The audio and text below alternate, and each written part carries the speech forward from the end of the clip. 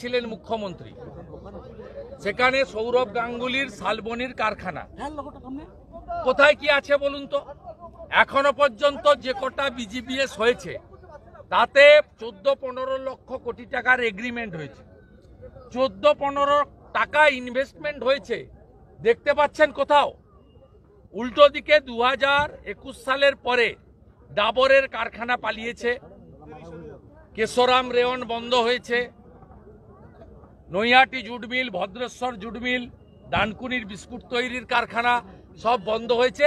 এটা মমতা ব্যানার্জির একটা নিজস্ব লোক আছে, সংগঠন একটা ক্লোজ লোক আছে, তাকে এই ইভেন্ট ম্যানেজমেন্ট দিয়ে দেওয়া হয় উইদাউট টেন্ডার, 50 কোটি টাকা বরাদ্দ হয়, এই টাকা ঝাড়ার জন্য এটা করা হচ্ছে। টালিগঞ্জে আবার শুটিং বন্ধ হওয়ার উপক্রম, টালিগঞ্জে সুজিত রায়কে আবারও আজকে টেকনিশিয়ানরা কাজ বন্ধ। যারা নবান্নতে গিয়ে ছবি তুলেছিলেন মুখ্যমন্ত্রীর সঙ্গে, যারা তথাকথিত ভাতাজীবী, তাদেরকে প্রশ্ন করুন, তারা তো সেদিন ভি দেখিয়েছিলেন।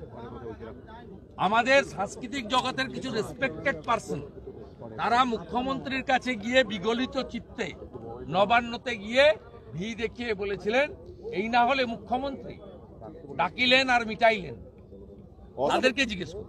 মহাকুম্ভে আবারও বেলুন ফেটে 6 জন আহত, কি বলবেন? মহাকুম্ভে আবারও বেলুন